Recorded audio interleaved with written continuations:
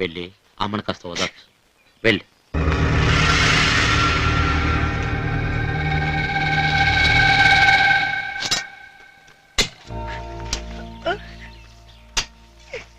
ఇలా బాధపడుతూ కూర్చుంటే ఎలాగమ్మా?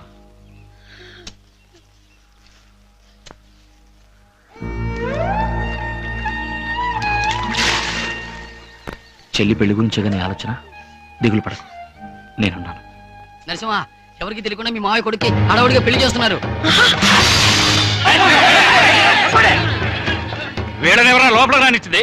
ఊళ్ళో పెళ్లి కుక్కలు ఆడవిడి అన్నట్టు ఊరంతా వచ్చి అక్షంతలు వేయడానికి ఇక్కడ చూడలేదు. అందరినీ బయటికి వెళ్ళను.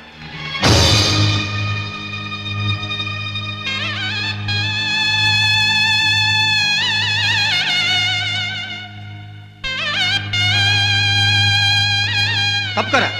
ఏమయ్యా, ఈ ఇంట్లో మీ అన్నయ్య గారి కర్మ జరిగి వారం కూడా కాలేదు, ఇంతలోనే ఆయన ఇంట్లోనే మీరు పెళ్లి జరిపిస్తున్నారే, ఇదేం న్యాయం అయ్యా? అంటే ఆయన ఇల్లా? పిచ్చి పిచ్చిగా మాట్లాడకు, ఇది నా ఇల్లయ్యా. అయినా సంవత్సరం కింద దాకా ఆగడానికి నేను ఏమన్నా తోడపుట్టిన తమ్ముడినా? వెళ్ళి పని చూసుకున్నా బేడా. ఈ కొడుక్కి అమ్మాయితో నిశ్చితార్థం చేసుకుని వేరే అమ్మాయిని కట్టబెట్టావే. ఈ ఊళ్ళో ఇంకెవరు నిన్ను అడిగేవాళ్లే లేరనుకుంటున్నావా? నిజమేనయ్యా, నిజమే. నా చెల్లెలు కూతుర్నే నా కొడుకు నిశ్చయం చేసుకున్నాం. ఎప్పుడు? వాళ్ళకి ఆస్తి ఉన్నప్పుడు. ఇప్పుడే ఉందయ్యా. ఇవాళ నేను పేదింటి నుంచి పిల్లని తెచ్చుకుంటే రేపు నా పిల్లని ఎవడు అడుగుతాడు? ఇంకో పేదోడు వచ్చి అడుగుతాడు. ఆస్తి లేని చోట వియ్యమనడానికి నేనేం వెరీ వేదవని కాదు. నీకెంత ఆస్తున్నా చివరి దాకా రక్త సంబంధమైన తోడుండేది. నీ తోడబుట్టిన చెల్లెలు పైగా భర్తను పోగొట్టుకుని ఈ స్థితిలో ఉంది. నీకు కాస్త ఆస్తి వచ్చేసరికి అది కూడా తెలియకుండా పోయిందా? అనవసరంగా మాట్లాడద్దు. తాళి కట్టిన వాడిని నేను, నా ఇష్టం. ఆ రోజు అమ్మాయితో నిశ్చితార్థానికి ఒప్పుకుంది ఊరికే కాదు. ఆ పెద్ద మనిషికి ఊళ్ళో పలుకుబడి ఎక్కువ. నేను రాజకీయాల్లో పెరగాలంటే నాకు పలుకుబడి అంటా కావాలి. అందుకే ఒప్పుకున్నాను. ఆ పెద్ద మనిషి చచ్చిపోయాక ఆ పలుకుబడి ఎన్నాళ్ళు చెల్లిబడి అవుతుందయ్యా? డబ్బుంటే పలుకుబడి అదే వస్తుంది. అందుకే సంబంధం మార్చుకున్నాను. నేనేమో అమ్మాయి మీద మోతుబడి నిశ్చితార్థానికి ఒప్పుకోలేదు. వెయ్యి ఉండొచ్చయ్యా.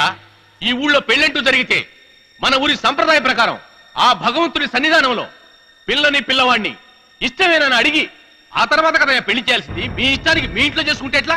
ఇంకెన్నాళ్ళయా? ఇంకెన్నాళ్ళనే? నువ్వు ఊరుగా బావా, వేళ్ళతో ఏంటి అనవసరంగా మాటలు. ఇదిగో చూడండి, ఈ ఊరికి పెద్ద మనుషులు మేము చెప్పిందే చట్టం. మీ కట్టుబాటు మమ్మల్ని ఏం చేయలేవు. తోడబుట్టిన చెల్లెలే నోరు మూసుకుంది.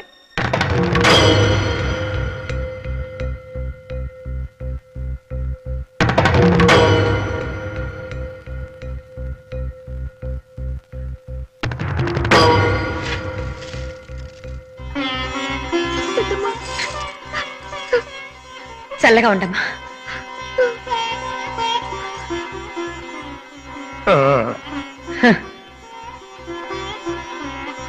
ఇంకేముందా? వదిలే ఆశీర్వదిస్తే అందరూ కలిసి భోజనం చేసేయాలండి. రేయ్, నోరార మాట్లాడినోడికి కడుపార భోజనం పెట్టి పంపించు. నీ తిండి తినడానికి మేమేమంత దిగజారిపోలేదు. రండి వెళ్తాం. రా నరసింహ. పండి, తినకపోతే పండి. మీరు తినకపోతే ఇంకెవరు తింటాం లేరా? రామా, ఏంటి ఎంత లేటుగా వచ్చా? ఇది అర్జెంట్ పెళ్లి కదా, ముహూర్తం టైం దాటిపోతుందని అందరూ అంటేను నువ్వు వచ్చే ముందే తాళి కట్టాడు. నీకిష్టం లేకపోయినా కూడా పెద్దవాళ్ళు చెప్పారు కదా నీ పెళ్లికి ఒప్పుకున్నావు కదా. నీలాంటి ఆడవాళ్ళు ఇంకా ఉన్నారు కనుకనే ఈ మగాళ్ళు మనల్ని బెదిరిస్తున్నారు. నువ్వు ఒక మగాడివి. Shame on you. ఇంత అత్యవసరంగా నీ జీవితం గురించి ఆలోచించుకున్నావే, నా గురించి ఆలోచించావా? పిచ్చిదానా, ఇంకా నరసింహాన్నే తలుచుకుంటున్నావా? నువ్వు విదేశాల నుంచి పెళ్లి కొడుకుని తీస్తాను. ఎందుకంటే అంత దూరం వెళ్తాను. ఫారినర్స్ దగ్గర కొడుకులు ఎట్టున్నారు చూడండి. ఆ కలర్ చూడండి. నువ్వు అనమ్మా, 1000 మంది నీ ముందు ఉంచుతాను. 6000 మందినైనా తేవచ్చు, కానీ నరసింహం లాంటి ఒక మగవాడిని తీసుకురాగలరా మీరు? నేను జీవిస్తే అది నరసింహంతోనే. నన్ను మార్చడం ఎవరి వల్ల కాదు. Anyway as a brother, congrats.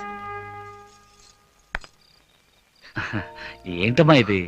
పసిపిల్లల ఏడుస్తూ కూర్చున్నావు. పసిపిల్లల ఏంటి? పసిపిల్లవేగా, తిను. అమ్మేదో వయసు అయిపోయింది ఏడుస్తుంది అనుకుంటే నువ్వు కూడా వాడేడవాలమ్మా. నీలాంటి అమ్మాయి దక్కలేదని, నీలాంటి అమ్మాయిని భారీగా చేసుకోలేకపోయినందుకు వాడేడవాలి. నువ్వెందుకు ఏడుస్తావు? తిను. డబ్బేంటమ్మా పెద్ద? మనం చూడండి డబ్బా. నువ్వు చూడు, నీ పెళ్ళేదు మా నాన్నగారు ఉంటే ఎలా చేసేవారు, అంతకన్నా జామ్ జామ్ అని చేయలేదు నా పేరు. చూడు, ఇందా తినమ్మా. వాడేంటమ్మా పెళ్లి కొడుకు? వాడికన్నా ఓ మంచి పెళ్లి కొడుకుని, వాడికన్నా చదువుకున్న వాడిని, వాడికన్నా గుణవంతుడిని, వాడికన్నా చాలా అందమైన పెళ్లి కొడుకుని నీ మనసుకు నచ్చిన మనసుకు నచ్చిన పెళ్లి కొడుకు అది కుదరదమ్మా.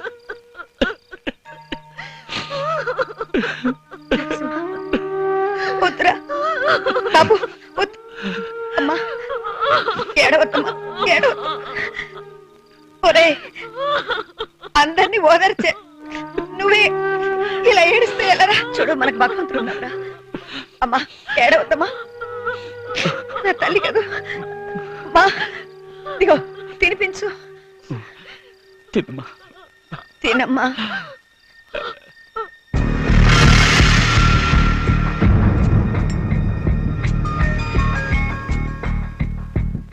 This stone is 10% good. I agree with you. Real fine. Exactly. This is grindstone. Congratulations. Thank you sir. They are confirming it's exactly 100% granite. తెల్లలు ఇంగ్లీష్ లో మాట్లాడుతున్నారు, మనకి ఎందుకు గోళ? తెలుగులో మాట్లాడు. ఖచ్చితంగా అది గ్రానైట్ రాయని అంటున్నారు. మెరిసిపోతుంటే అనుమానం వచ్చారు, ఆయన తీసుకొచ్చా. మొదలు పెట్టావా నీ పారంపర్య బుద్ధి? నువ్వు మీ అన్నయ్యలాగే తేరగా ఇచ్చావో తర్వాత ఆస్తి నీ దగ్గర నుంచి మేం పంచుకోవాల్సి ఉంటుంది. రేయ్, పిచ్చి సన్నాసులారా, అటు చూపించి నన్ను గుండ్రాయి అనుకుంటున్నారా? గ్రెనేడ్ రాయరా? అయితే ఏంటి? అయితే ఏంట అంతేరా. చెట్టు కింద కూర్చొని 3 ముక్కలు ఆడుకున్నాడు, గ్రెనేడ్ గురించి ఏం తెలిసింది? సంతోషించాలి, పదండి. Thank you. వారి సవటల్లారా, ఆ నరసింహం గారి దగ్గర పెద్ద గ్రెనేడ్ పర్వతం ఉంది. అది గ్రెనేడ్ పర్వతం నాకు తెలిసిందా? మన ఆస్తి మొత్తానే కాదు, చుట్టుపక్కల 18 వాళ్ళని కొని అవతల పారేస్తాడు. అంత గొప్ప విషయాన్ని ఆడికి చెప్పకుండా మనకు చెప్పాడు కదా, అందుకే ఆడికి ఇచ్చాను. నేనేం వృధాగా తగలట్లేదు, పిచ్చిన పుత్రులారా. టెంపరీగా నోరుకి తాళం ఇచ్చాను, అర్థమైందా? సరే, నీకు చెప్పాడు. ఏం చేయబోతున్నావు? ఏం చేయబోతున్నా? అన్నయ్య ఫోటో ఉండాలి, ఏమైందిరా? నువ్వేగా తీసి అవతల పారేమను పారేశాను. తీసుకో, తగిలిచ్చు. ఎందుకన్నా? పెద్ద మనుషులు ఫోటో అంటే అంతే. పని జరగాలంటే హాల్లో ఉండాలి, పని అయిపోయిందా తీసి అవతల పారేయాలి. ఏంటో తెలుసుకుంటే ఏడుస్తున్నావేంటన్నా? ఏడవట్ల యాక్టింగ్ మొదలెట్టాను, పిచ్చిన పుత్రరా. 2-3 రాత్రుల నుంచి అన్నయ్య కల్లోకి వచ్చి నా చంప మీద పడేయాలని కొడతాడు. రేణు నా తమ్ముడు అంటరా, కాకపోయినా నిన్ను అలా చూసుకున్నాను రా, కన్న బిడ్డలా చూసుకున్నాను కదంట్రా. అట్లాంటిది నా సొంత బిడ్డల్ని చెట్లముట చాలముట వదిలేస్తా ఉంటారా? నువ్వు మనిషివేనా అని నా పేక నొక్కేస్తున్నాడు వదినా. ఇది నీ మనోభ్రాంతి అయి ఉంటుంది. అయ్యో, బ్రాంతి కాదు, విస్కీ కాదు వదినా. నా మాట నమ్మొదినా, దయచేసి ఇంటికి రా వదినా. అలా నువ్వు మీరు రాకపోతే నేను చచ్చిపోతాను వదినా. అయ్యో, అన్నయ్య కల్లో భయపెట్టి చంపేస్తున్నాడు వదినా. ఈ ఆస్తి మొత్తం రాసిచ్చేస్తాను. అయినా మీ ఆస్తి మీకు రాసివ్వడా నేనేమని కుక్కని? ఇది మీ ఆస్తి. ఇది చూడు నరసింహ, ఇవాళ మీరు ఇంటికి రావక్కర్లేదు. రేపు మేము రిజిస్టర్ ఆఫీస్కి వెళ్ళి ఈ ఆస్తి మొత్తం మీ పేరుతో రిజిస్టర్ చేయించేస్తాను. ఆ తర్వాత రండి. నా మాట నమ్ము నరసింహ. నేను చెప్పానా మీ నాన్నగారు మనకెప్పుడు ఏ కష్టం రానివ్వరని? మీ బాబాయ్ని ఎలా మార్చారు చూడు. అది కాదమ్మా. వద్దు బాబు, మీ నాన్నే తన కల్లోకి వచ్చి చెప్పిన తర్వాత మనం ఇక్కడుండి కష్టపడాల్సిన అవసరం ఏముంది? మనం మన ఇంటికి వెళ్ళడమే మంచిదని నాకు అనిపిస్తుంది కదయ్యా. ముందు మీ నాన్న నీ కళ్ళలోకి వచ్చి చెప్పని, తర్వాత చూద్దాం. కరెక్ట్. ఏంటా కరెక్ట్ పరా నరసింహ, ఇంతకంటే నీ మంచోడు నీకు దొరకలేదా? నరసింహ, నన్ను నమ్మవా? నేను నీ బాబాయినయ్యా, ఈ వంశానికి మిగిలిన చిట్ట చివరి బాబాయిని. నేను చేసిన తప్పులన్నిటికీ ఇక నా చెప్పుతో నన్ను కొట్టు. వద్దురే, నువ్వు మంచోడి కొట్టవు, నేనే కొట్టుకుంటా. ఏమిటిది ఆపు మరి అయ్యా. ఏంటో నమ్మని చెప్పొద్దురా, లేకపోతే ఈ చచ్చేదాకా చెప్పుతో కొట్టుకుంటూనే ఉంటాను. ఏమయ్యా నువ్వు? ఏంట్రా? ఇప్పుడు అదంత ముఖ్యమా? నరసింహ, దయచేసి నన్ను నమ్ము బాబు. మా అమ్మకి ఏదైతే ఇష్టమో అదే నాకు ఇష్టం. చాలా సంతోషం వదినా. రేపే ఈ ఆస్తి మొత్తం మీ పేరుతో రిజిస్టర్ చేయించేస్తాను. వెళ్ళొస్తానమ్మా. నరసింహ, ఈ స్థలం నువ్వు ఉంచుకుని ఏం చేస్తావు? నా పేరును రిజిస్టర్ చేసి ఇచ్చేయకూడదు. ఈ స్థలం ఉంచుకుని నేనేం చేస్తాను అనుకుంటున్నావు పిచ్చోడా? మా అన్నయ్యకి నేను చేసిన పాపానికి ప్రాయశ్చిత్తంగా ఈ స్థలంలో ఒక సమాధి కట్టి, దానిపైన ఒక గుడి కట్టి, కొండ చుట్టూ రోజు ప్రదర్శనలు చేస్తూ ఈ జీవితాన్ని గడిపేస్తాను. రేపు రిజిస్ట్రేషన్ పెట్టుకున్నావా? ఏమిటే లొడలొడ మాట్లాడతావు పార్టీ రాకుండా? వచ్చేస్తారు సార్, మా వాళ్ళ ట్రాక్టర్ కి కొంచెం పికప్ తక్కువ.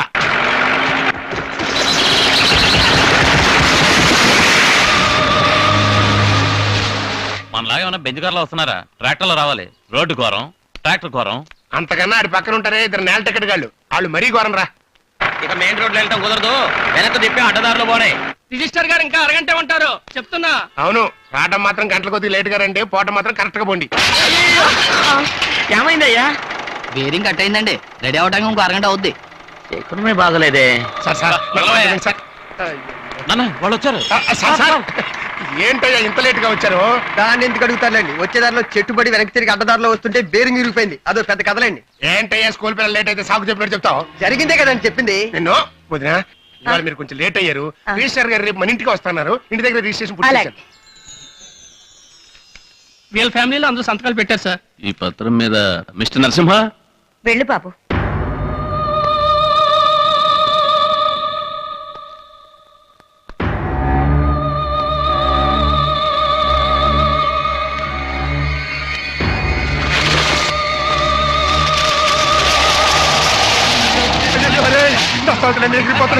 పట్టుకుంటారా పరిగెత్తండి పట్టుకుంటారా చేస్తారా పట్టుకుంటారా పట్టుకుంటారా తలుపులు కూడా వేసి మొత్తం తలుపులు కూడా వేసి పట్టుకుంటారా కాగితాలు పట్టుకుంటారా.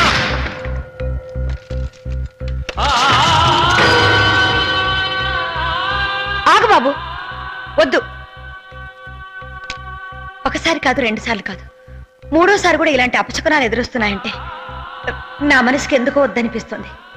మీ నాన్నగారికి కూడా ఇది ఇష్టం లేదనిపిస్తుంది. వారు వీళ్ళకి రాసిచ్చిన ఆస్తి వీళ్లే అనుభవించని. ఈ పారంపర్య ఆస్తి మనకొద్దు. నువ్వు సంపాదించిన ఆస్థలంలోనే మనం ఉందా, రాపోదాం. అలాగేనమ్మా. వదిన రాకండి. అన్నయ్య కల్లోకి వచ్చి నాతో చెప్పాడు. ఆయన ఆశయాన్ని నేను నెరవేర్చేశాను. దస్తావేజులన్నింటి మీద మేము అందరం సంతకాలు పెట్టేశాం. ఇప్పుడు మీరు వెళ్ళిపోతారంటే అలాగా? వాటిని చెప్పి పారేయండి అయ్యా. చించేయాలా చెప్పండి రే. అవును, మీరే గుర్తులారా నరసింహ, నువ్వు కొట్టిన దెబ్బలకి వాళ్ళ బుర్రలు పడిపోయినాయి. వదిన, గాలి తర్వాత వీస్తుంది, చెట్టు తర్వాత కూలుతుంది. అది అసలే డొక్కు ట్రాక్టర్. అప్పుడప్పుడు పంచర్ అవుతుంది, రేడియేటర్ హీట్ ఎక్కుతుంది. అవన్నీ సెంటిమెంట్ గా పెట్టుకుంటే ఏ పని చేయలేము వదినా. చూడండి, మీరు ఎలాగైనా అర్థం చేసుకోండి. నాకు ఏమాత్రం ఇష్టం లేదు. అమ్మయ్య, మా అమ్మ ఒకసారి చెప్తుంది. రామా, పదండి.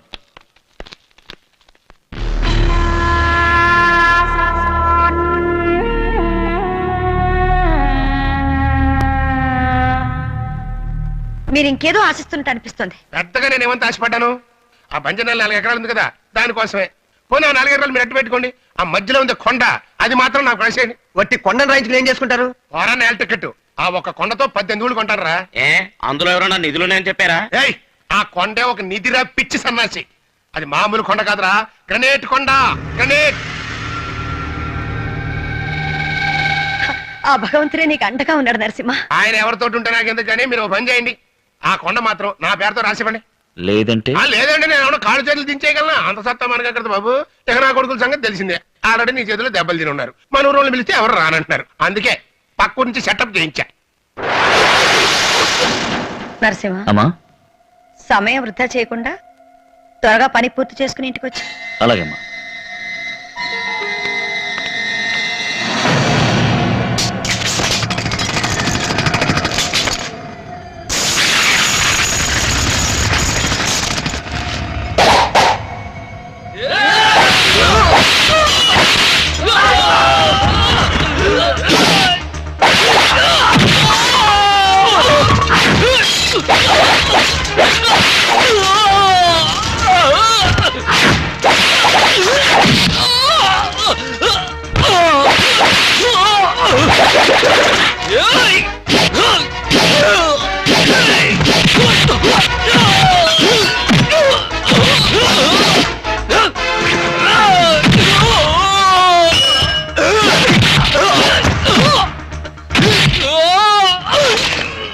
సార్ మీరు ఎక్కడికి వెళ్తున్నారు సార్? రిజిస్ట్రేషన్ చేయించాలని సార్.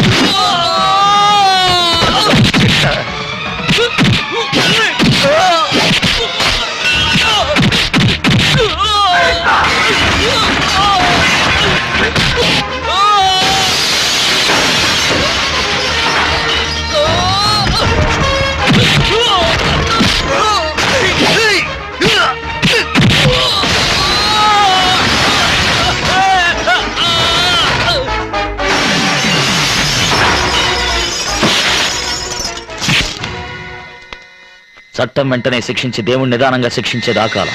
చట్టం నిదానంగా శిక్షించే దేవుడు వెంటనే శిక్షించేది ఈ కాలం. ఈ జన్మలో చేసిన పాపం ఈ జన్మలోనే అనుభవించాలి. మీరు అనుభవిస్తారు. నేనెవరి దారికి అడ్డురాను. నా దారికి ఎవరన్నా అడ్డొచ్చారో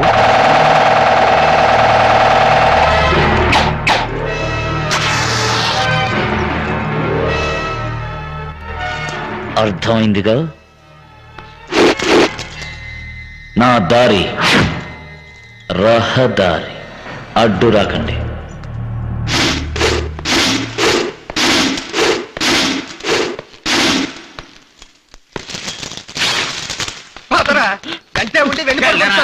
వెళ్ళి క్షమించమని అడుగు. వెళ్ళరా. నరసింహ, నన్ను క్షమించు నరసింహ, నన్ను క్షమించు. తెలియక చేసిన తప్పును క్షమించొచ్చు, తెలిసి చేసిన తప్పును క్షమించకూడదు. నా జన్మ విరోధనైనా నేను క్షమిస్తాను, కానీ వెంటే ఉండి వెన్నుపోటు పొడిచేవాడిని మాత్రం నేను క్షమించను. నువ్వు ప్రాణాలతో ఉన్నంత వరకు నాకు కనపడకూడదు. కనిపించావో నీ ప్రాణాలు తీస్తాను.